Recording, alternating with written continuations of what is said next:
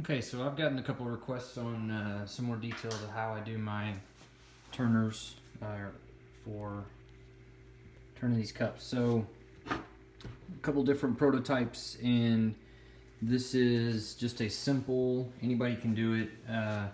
These are 5.5-inch pieces by 11 inches this way. So you do two of those, two little blocks that are 6 inches wide, and then this is 18 inches long by about 2 inches. So all in all, you can pretty efficiently cut this out of a piece of scrap wood or whatever, but that's basically the wood that I used. And so just assembly wise, this was cut, and then Forstner bits were drilled in the right locations depending on how high you want them. And then this is ripped on a table saw, and this piece actually gets trashed. So this just quite simply sits like this, and then gets assembled and nailed on the bottom. This piece goes here, and then that piece goes all the way through so that it's nice and level across the back.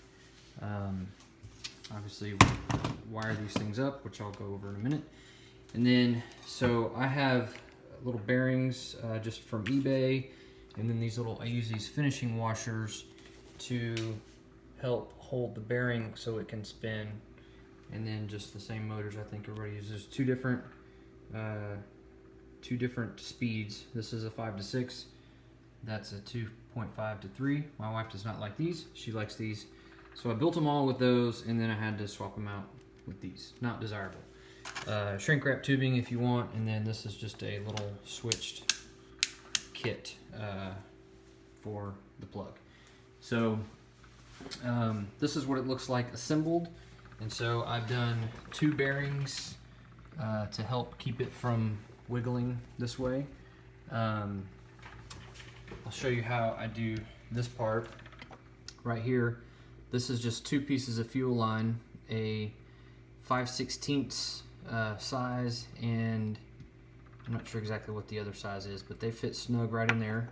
I drill a hole right here. This hole lines up with that, and then I just use a simple cotter pin to run through. You can kind of see that's a little bit different fitting, but same concept. So that cotter pin just holds them in place. That one I used a screw, just trying different things.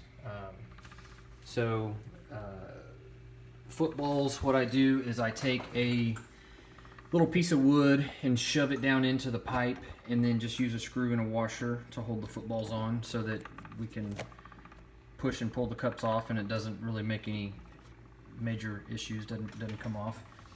And then wiring, I like to put a screw up here in the top because we do move these things up and down while they're spinning, and we use that little 18-inch piece as a handle. And so we can move our pan, we can tilt with the handle, and then we can also pick these things up and move them while they're spinning. So height wise, and you know, I made this skinny so that you can use your pans here to catch whatever you need. But wiring wise, I'm sure everybody wires them up differently, but I like to use shrink wrap and, you know, keep it on the side so that I can move them around without getting them all tangled. So there's just an idea of how that looks. Hopefully it helps. Any questions, comments, let me know. And we'll go from there. Thank you.